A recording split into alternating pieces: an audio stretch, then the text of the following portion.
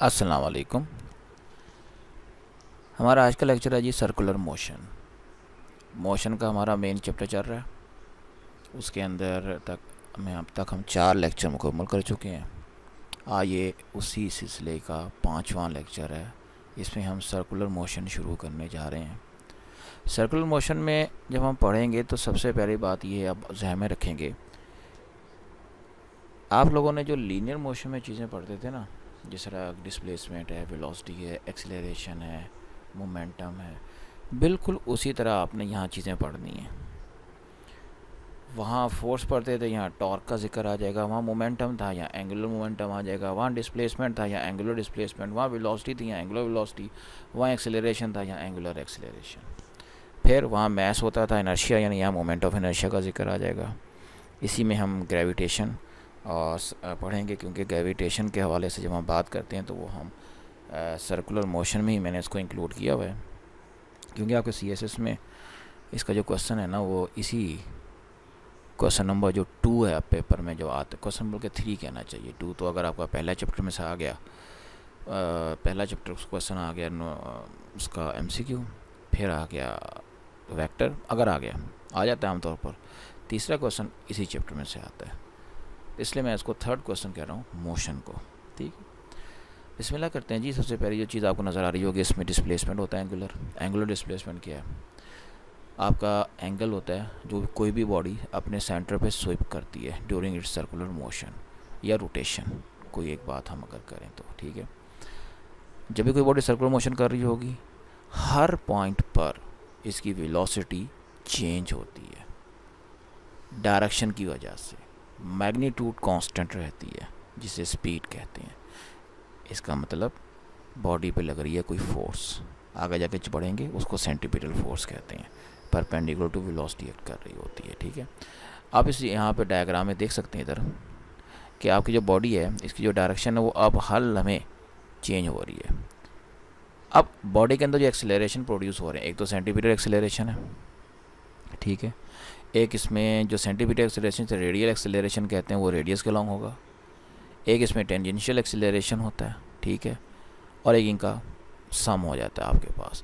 उसके अलावा एक तीसरा हमारे पास एक्सेलरेशन आता है जो कि एंगुलर एक्सेलरेशन कहलाता है, कि जब आपकी एंगुलर वेलोसिटी तब्दील होती है।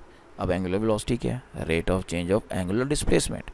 अब इसमें याद रखिएगा कि अगर हम बात करते हैं एंगल के हवाले से, तो लेट्स सपोज ये आपकी बॉडी रोटेट कर रही है कि सेंटर, इसका ये सेंटर है, हम सपोज कर लेते हैं, तो यहाँ से लेकर यहाँ तक जो इसका ये एंगल बनेगा, ये वाला, ये इसका कहलाएगा एंगुलर डिस्प्लेसमेंट। इस एंगुलर डिस्प्लेसमेंट का रेट ऑफ चेंज वो कहलाएगा आपके पास omega d theta over d t, rate of change of angular displacement. जैसे आम वेलोसिटी आप पढ़ते हो ना, d r over d t. अब ये चूँकि मैं अभी मैग्नीट्यूड में लिख रहा हूँ, इसमें एरो साइन का बॉदर नहीं कर रहा। एनीवे ये आपका एंगुलर वेलोसिटी कहलाएगा। ठीक है, एंगुलर वेलोसिटी की डायरेक्शन याद रखिएगा एक्सिस ऑफ रोटेशन के लॉन्ग होती है। जैसा ये अगर आपका साइकिल का व्हील नज़र आ रहा है तो ये इसका एक्सिस ऑफ रोटेशन है। ये angular velocity, angular displacement, angular acceleration इसी के लॉन्ग रखते हैं। जैसा ये बॉडी अगर रोटेट कर रही है, ये इसकी डायरेक्शन ऑफ मोशन है, इधर से इधर ये इसकी डायरेक्शन ऑफ मोशन है, तो ये जो एक्सिस ऑफ रोटेशन है जिसकी बॉडी घूम रही है, इसके अलॉन्ग इसकी angular velocity, angular displacement, angular acceleration, angular momentum, सब क्वांटिटीज़ यहीं पे एक्ट करेंगी, और राइट हैंड रूल के ज़रिए हम इसकी डायरेक्शन मालूम कर सकते हैं। एक्सेलरेशन में एक बार याद रखिएगा, acceleration, angular velocity will be in the same direction if angular velocity is increasing, otherwise opposite direction में होते हैं। तो ये इनका फार्मूला आ गया, ये लिमिटिंग वैल्यू पे ऊपर आ गया, इसका मतलब इंस्टेंटेनियस एंगुलर वेलोसिटी आ गई है, और उसके बाद जो इसकी एवरेज वैल्यू है वो total change in angular displacement और टोटल टाइम टेकन की रेशो होगी। अच्छा, इसके बाद आपके पास इसकी जो हम यूनिट की बात करते हैं, तो एंगुलर डिस्प्लेसमेंट का यूनिट होता है रेडियस, जितना एंगल स्वीप कर रहा है, ठीक है, वो एंगुलर डिस्प्लेसमेंट है। उसको मेजर करने के लिए हम यूज़ करते हैं डिग्री, रेवोल्यूशन या रेडियन। रेडियन ऐसा यूनिट है इसके अंदर। तो वाहिद ऐसा यूनिट रेडियन है। एंगल का वैसे कोई यूनिट नहीं है, सप्लीमेंट्री यूनिट में आते हैं ये रेडियन। तो रेडियन एसआई यूनिट है इसका, ये आपने जहन में रखना है, ठीक है जी। तो इसी हवाले से जब आप वेलोसिटी की तरफ आते हैं तो रेडियन पर सेकंड बन जाएगा या रेवोल्यूशन पर सेकंड। रेवोल्यूशन पर सेकंड में 2 पाई रेडियन होते हैं, आप याद रखेंगे, एक रेवोल्यूशन में 2 पाई रेडियन ऑब्जेक्टिव के हवाले से। तो रेवोल्यूशन पर मिनट को हम बोलते हैं आरपीएम। तो उसको कन्वर्ट कर रहा हूँ रेडियन पर सेकंड में, तो 2 पाई ओवर 60 से मल्टीप्लाई करना है। 1 रेडियन पर सेकंड में 10 आरपीएम आपके पास आ गया, ठीक है ना जी। इस न्यूमेरिकल के बाद अब जब इसको सॉल्व करते हो तो याद रखिएगा। अच्छा, ये ऑब्जेक्टिव के हवाले से चीज़ें आ रही हैं, जितना ये आप सेक्शन पढ़ रहे हो ना, ये ऑब्जेक्टिव के हवाले से आपने उसको जहन में रखना है। उसके बाद आपके पास आ जाता है एंगुलर एक्सेलरेशन, जो rate of change of angular velocity होता है। ये delta omega over delta T alpha से शो करते हैं, ए से नहीं, अल्फ़ा, ये याद रखिएगा। एंगुलर एक्सेलरेशन को हम अल्फ़ा से शो करते हैं, ठीक। ये उसकी लिमिटिंग वैल्यू आ गई, तो ये इंस्टेंटेनियस एंगुलर एक्सेलरेशन कहलाएगा। जैसा लीनियर एक्सेलरेशन को आप डेरिवेटिव में शो करते हैं, double derivative of position vector, तो यहाँ double derivative of angular displacement से शो करेंगे एंगुलर एक्सेलरेशन को, ठीक है। तो ये अल्फ़ा है हर जगह, ए ना समझ लीजिएगा इसको, ये लगता है ऐसे ही है लेकिन वो अल्फ़ा से हमने इसको लेना है, ठीक है। अच्छा, एक चीज़ याद रखिएगा, ये जो व्हील मूव कर रहा है ना, ये है इसकी रोटेशनल मोशन। और ये जो अर्थ मून अगर अराउंड द अर्थ रिवॉल्व करता है तो ये है सर्कुलर मोशन, याद रखिएगा। हाँ, जब ये मून अपने आप के गिर्द मूव करेगा, ठीक, तो उसको कहेंगे, इसकी स्पिनिंग मोशन को रोटेशन का नाम देंगे। या अर्थ जब अपने आप के गिर्द घूमती है तो वो उसकी रोटेशन कहलाती है। लेकिन जब कोई बॉडी किसी और बॉडी के गिर्द घूमती है कीपिंग सम डिस्टेंस, जिसे हम आर रेडियस कहते हैं, तो ये सर्कुलर मोशन कहलाता है। तो रोटेशन और सर्कुलर मोशन में ये जो फ़र्क है इसको आपने जहन में रखना है।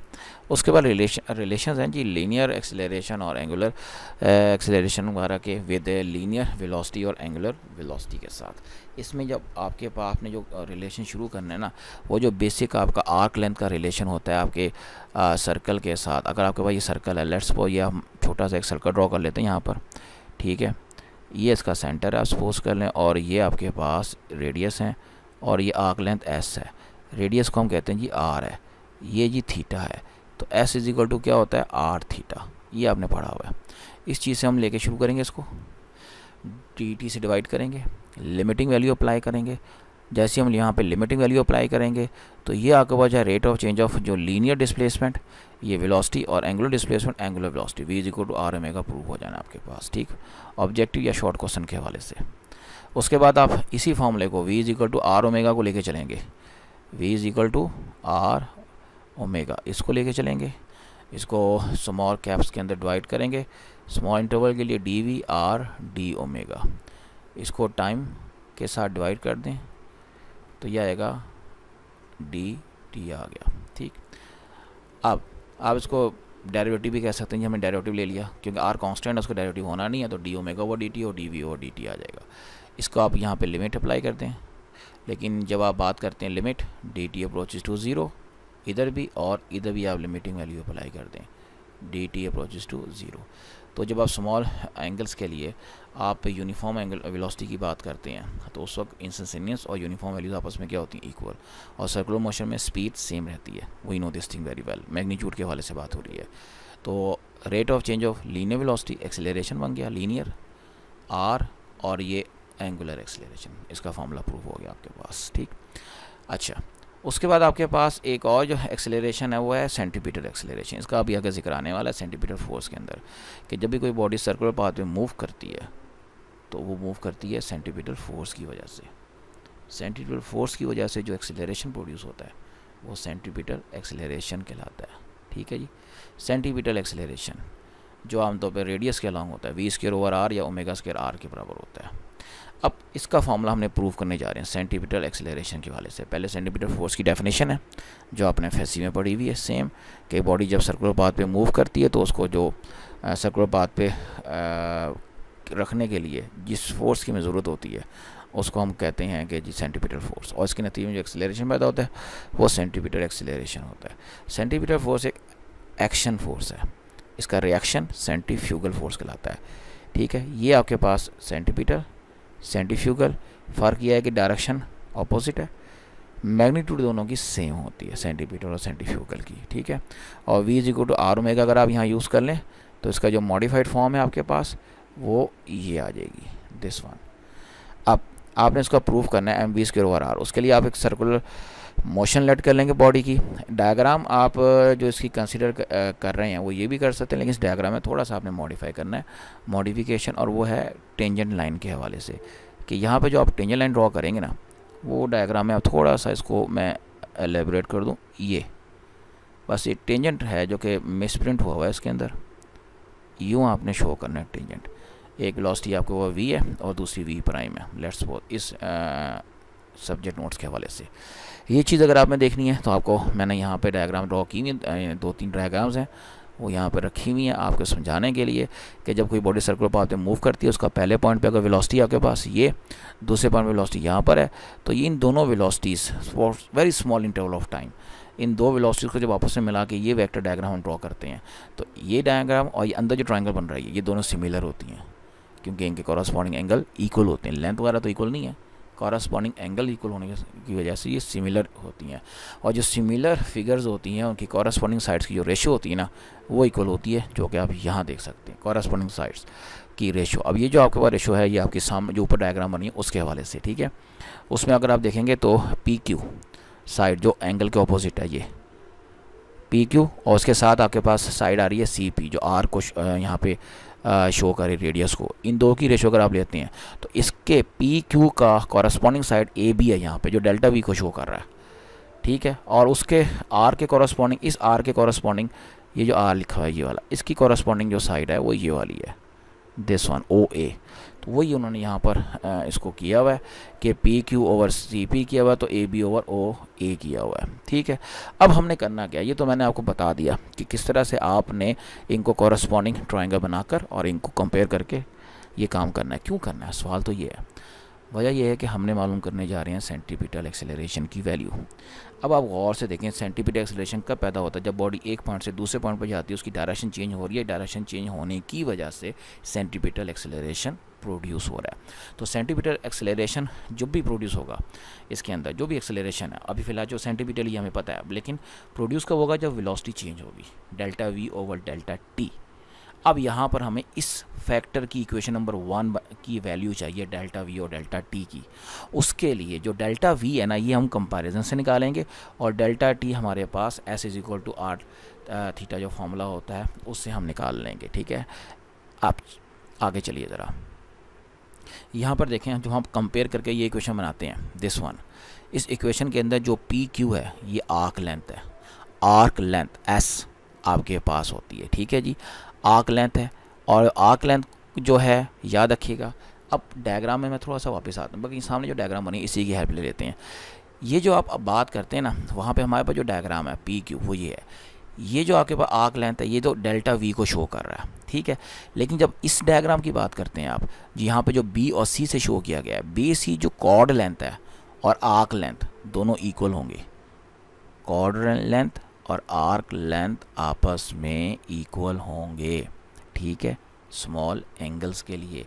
यहाँ पर ये इक्वल टू होते हैं R थीटा इस डायग्राम में, और यहाँ पर इक्वल होंगे मैग्नीट्यूड ऑफ दिस इनटू ये एंगल, एंगल वही है डेल्टा थीटा, सेम, ठीक है, इनके बराबर होना चाहिए इनको, ठीक।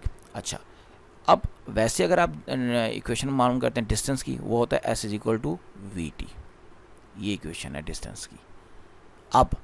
अब यहाँ पे जब हम आर्क लेंथ की बात कर रहे हैं तो आर्क लेंथ डिस्टेंस को शो कर रहा है, सर्कुलर पाथ के ऊपर जो डिस्टेंस है ये आर्क लेंथ उसको शो कर रही है। तो वेलोसिटी उसकी v है और डेल्टा T उसका क्या है, टाइम है। S=VT के फॉर्मूले को, अब चूँकि S तो मैं नहीं शो यहाँ कर सकता, यहाँ पर हमने किया हुआ है, हमने तो आर्क लेंथ PQ लिया हुआ है, तो वो आप इस फॉर्मूले को अगर सामने रखें, डिस्टेंस और वेलोसिटी का जो रिलेशन होता है तो ये बनेगा। अब आप ये कांस्टेंट वेलोसिटी का रिलेशन है, तो यहाँ कांस्टेंट स्पीड का, तो यहाँ भी स्पीड कांस्टेंट होती है अराउंड सर्कुलर पाथ, तो ये V डेल्टा D का फॉर्मूला आ गया for very small angle of time के लिए। CP radius, AB delta V, ठीक है, और OA वेलोसिटी की मैग्नीट्यूड। इधर आए डायग्राम में ये वाली चीज़ देखें, ये AB है, दिस वन, ये डेल्टा V को शो कर रहा है, OA वेलोसिटी की मैग्नीट्यूड को शो कर रहा है, C से लेके P तक रेडियस R को शो कर रहा है, और PQ, अब PQ क्या, एक तो ये स्ट्रेट लाइन PQ है, हमने ली यही थी असल में, लेकिन स्मॉल एंगल के लिए ये और ये आपस में आर्क लेंथ बराबर होंगी। इस आर्क लेंथ को हमने वी डेल्टा टी लिया हुआ है। अब उम्मीद है बात समझ आ गई होगी। ये तमाम वैल्यूज़ हम इक्वेशन में पुटअप करेंगे, इधर इसके अंदर पुटअप करेंगे, ये चीज़ बन जाएगी हमारे पास। हमने कन्वर्ट करना है delta we over delta T की शक्ल में। ये चीज़ आपके नज़र आ रही है, delta we over delta t. तो यहाँ पर ये डेल्टा वी लिखा हुआ है, ये डेल्टा टी लिखा हुआ है, क्रॉस मल्टीप्लाई कर देंगे, ये फार्मूला डेवलप हो गया एंगुलर एक्सीलरेशन का। फोर्स मालूम करनी है, सेकंड लॉ ऑफ मोशन की हेल्प लेंगे, F is equal to m a. जब मैं यहाँ पर सेंटीमीटर फोर्स का जिक्र करूँगा तो ये एम ए सी हो जाएगा, और यहाँ वैल्यू पुटअप करूँगा इसकी ये वाली, तो ये फार्मूला आ जाएगा मेरे पास centimetre force. V is equal to r omega इसके अंदर पुटअप करूँगा तो इसकी जो मॉडिफाइड फॉर्म है वो आ जाएगी मेरे पास। ये V is equal to r omega, V square is equal to omega square r square, एक आर स्केयर से कट जाएगा, दिस इज़ मॉडिफाइड फॉर्म। बाकी इसके अंदर कुछ न्यूमेरिकल हैं वो आप खुद देखेंगे हस्बे मामूल, ठीक है। ये हमारा यहाँ तक एक आर्टिकल मुकम्मल होता है। अच्छा, न्यूमेरिकल में एक चीज़ याद रखिएगा, इन तमाम न्यूमेरिकल्स आपने स्टेटमेंट पढ़नी है, सोल्यूशन खुद करना है, इनके सोल्यूशन पे नहीं जाना, ये मैं आपको पहले ही बता रहा हूँ। आपने सोल्यूशन खुद करना, बल्कि अभी आप सोल्यूशन ना ही करें, कुछ टाइम ज़रा वेट कर लें, ग्रेविटेशन हो जाए फिर कीजिएगा, ज़्यादा बेटर रहेगा। एंगुलर मोमेंटम पे आ जाएं। एंगुलर मोमेंटम क्या है कि जब भी कोई पार्टिकल रोटेट करता है या किसी सर्कुलर पाथ में मूव करता है और रेडियस आर के, तो उसका जो मोमेंटम है अराउंड दिस सर्कुलर पाथ, उसे क्या कहेंगे, एंगुलर मोमेंटम। एंगुलर क्वांटिटी है, राइट हैंड रूल से इसकी डायरेक्शन आती है। अगर आपने राइट हैंड की फिंगर्स को कर्ल करते हैं in the direction of rotation, तो thumb will give you the direction of angular momentum, और ये कहाँ होगा, एक्सिस ऑफ रोटेशन के लॉन्ग। मैं पहले बता चुका हूँ ये बात। डायग्राम देखिए नीचे, पार्टिकल है सर्कुलर पाथ में मूव कर रहा है, ये इसका लीनियर मोमेंटम है, वेलोसिटी की डायरेक्शन में p is equal to m v, ये इसका रेडियस है। जब r को p के साथ मल्टीप्लाई करते हैं तो हमारे पास क्या आता है, एंगुलर मोमेंटम। और ये असल में क्रॉस प्रोडक्ट होता है r और p का, L is equal to r cross p, याद रखिएगा, ये इसका क्रॉस प्रोडक्ट होता है। अब ये तो हमारे डिफ़ाइन कर दिया।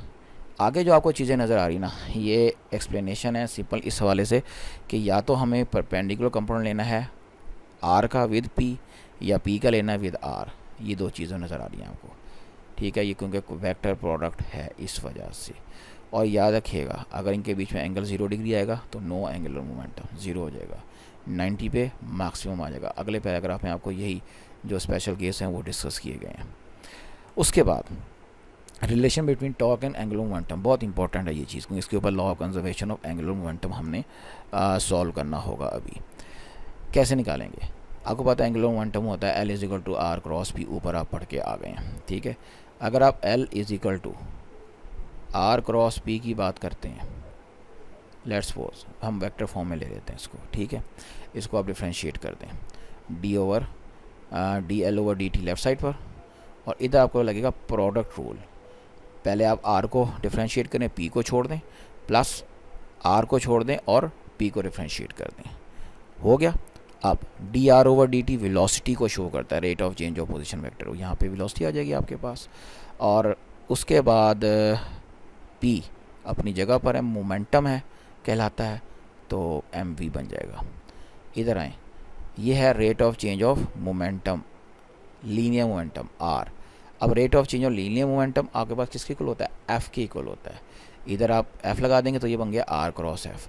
इधर क्या बन गया, m कांस्टेंट है, बाहर निकाल दें, अंदर बचा v cross v, self cross product 0 होता है, तो ये पूरा फैक्टर ये 0 हो जाएगा।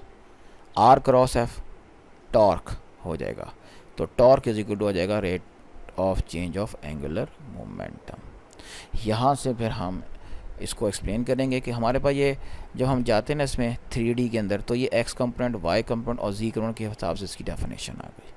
छोटी सी प्रॉब्लम है, देख लीजिएगा। टॉपिक आगे चलते हैं, लेके बढ़ते हैं इसको, और हम आगे जाते हैं angular momentum of system of particle की तरफ। रिजिड बॉडी के हवाले से देखें, एक पंखा है वो अगर रोटेट कर रहा है, वो जब रोटेट करेगा तो उस पंखे के डिफरेंट पार्ट्स कर लें आप। हर पार्ट का distance from the central axle different होगा। तो हर एक एंगुलर मोमेंटम उस हवाले से डिफरेंट हो जाएगा, लेकिन सब चूँकि पूरा पंखा एक ही स्पीड से मूव करता है तो एंगुलर वेलोसिटी सेम होती है, ये भाई याद रखेंगे आप, ठीक है। अब आपने जब एंगुलर मोमेंटम टोटल मालूम करना है तो छोटे छोटे पार्ट्स का एंगुलर मोमेंटम आप मालूम करेंगे, उन सबको एडअप करेंगे तो ये टोटल एंगुलर मोमेंटम आपके पास आ जाएगा। तो जो टोटल एंगुलर मोमेंटम होता है वो तमाम पार्ट्स के एंगुलर मोमेंटम के इक्वल होता है। ये बात आप, ये समेशन के फॉर्मूले से हमने यही बात यहाँ पे की है, ठीक है। ये सिस्टम ऑफ पार्टिकल वाली बात आ चुकी हुई है, इसे पेपर में ये बाकायदा सवाल भी आपका आया हुआ है, इसलिए आप याद रखेंगे इस बात को बहुत गौर से। और याद रखिएगा जब हम कहते हैं rate of change of angular momentum is equal to torque, तो अगर किसी बॉडी पे कोई एक्सटर्नल टॉर्क एक्ट ना कर रहा हो, एक्सटर्नल टॉर्क एक्ट ना कर रहा हो, तो rate of change of angular momentum आपके पास ज़ीरो होगा। वहाँ से रिजल्ट ये निकलता है कि एंगुलर मोमेंटम क्या होता है, कांस्टेंट रहता है। इसे हम कहते हैं law of conservation, law of conservation of angular momentum. तो आगे ये इसकी एक्सप्लेनेशन में यही बात आई हुई है कि जिस तरह rate of change of momentum force के इक्वल होता है, तो rate of change of angular momentum torque के इक्वल होता है। ये क्या बात हुई, याद रखिएगा फोर्स और टॉर्क एक दूसरे के एनालॉग हैं। फोर्स का रोटेशनल एनालॉग टॉर्क है। मतलब क्या है इस बात का, जो किरदार या रोल फोर्स लीनियर मोशन में प्रोड्यूस करती है या अदा करती है, वही किरदार वही रोल टॉर्क करता है, परफॉर्म करता है रोटेशन और सर्कुलर मोशन में। फोर्स का काम होता है लीनियर एक्सेलरेशन पैदा करना, ठीक है जी। एफ आपको पता है is equal to m a. यहाँ से रिजल्ट क्या आता है, F is proportional to acceleration. तो एफ का रोटेशनल एनालॉग कौन आ गया, टॉर्क आ गया। मैस को का rotational analog moment of inertia आगे जाके बात करेंगे। और यहाँ पे एंगुलर एक्सेलरेशन आ गया। इसका मतलब है टॉर्क एंगुलर एक्सेलरेशन के प्रोपोर्शनल होता है, ठीक है।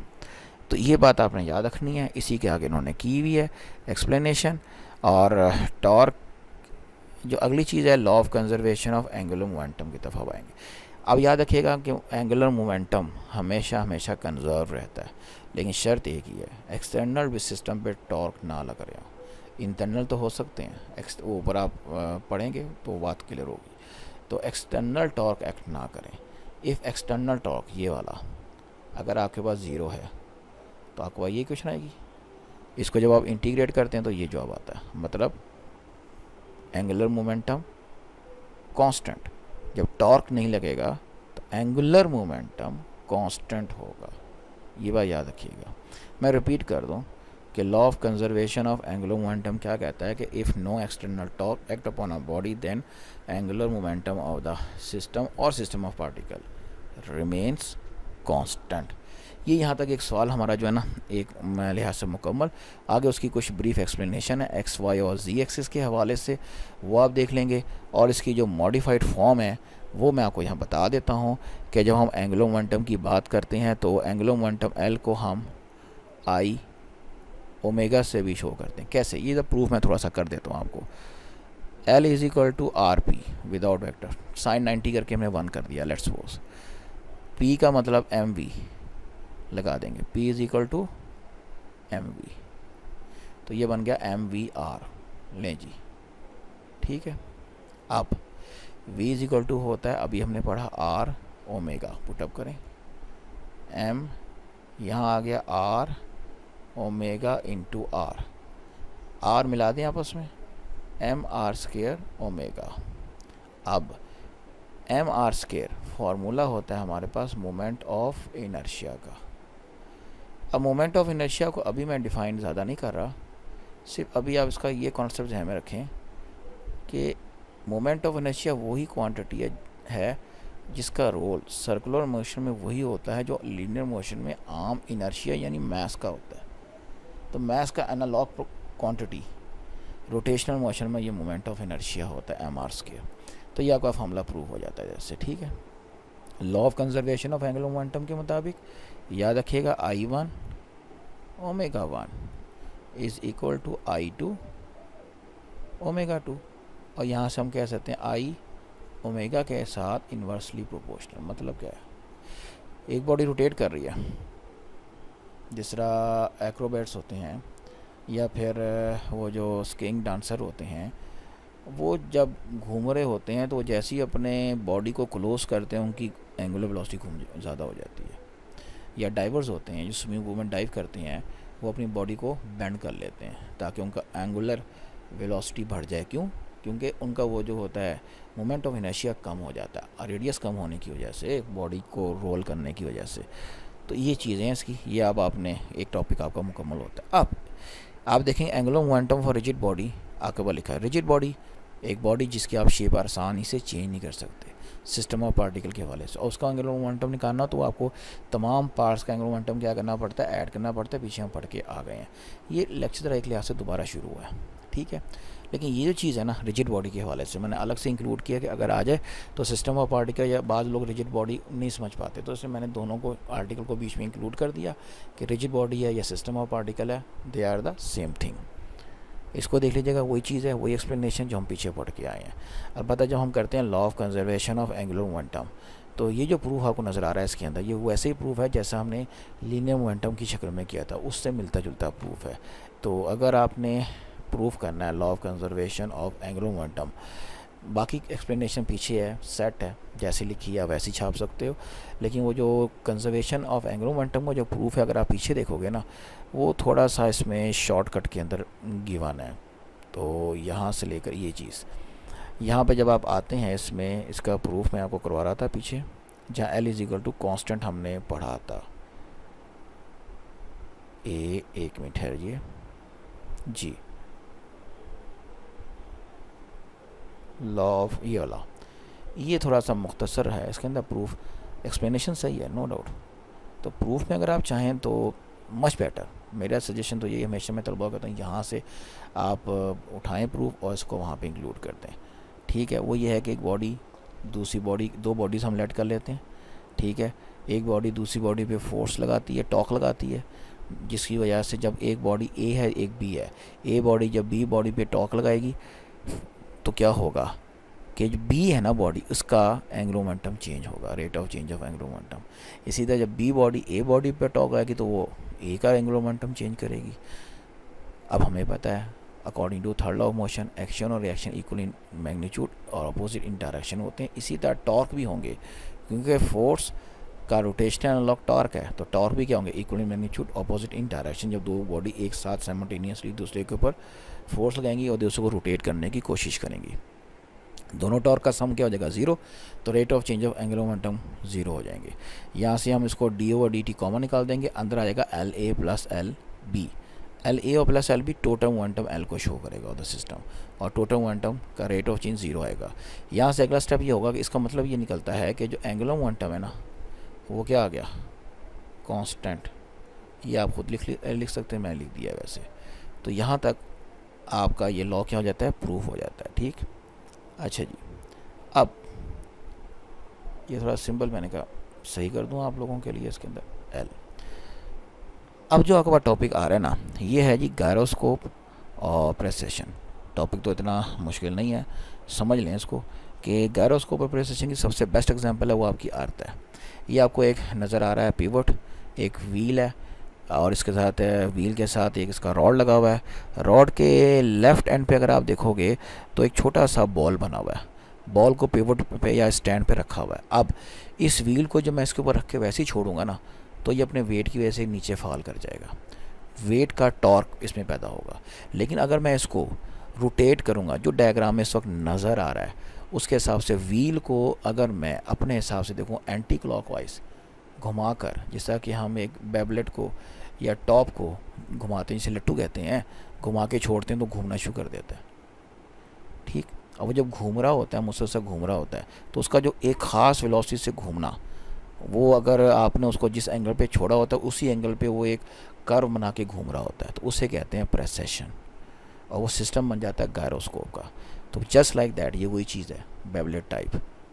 अब ये बेबलेट को आपने इस वक्त हॉरिजॉन्टल प्लेन में शो किया हुआ है, वर्टिकल के बजाय। आप इसको वर्टिकल में भी कर सकते हैं, हॉरिजॉन्टल प्लेन में शो किया हुआ है।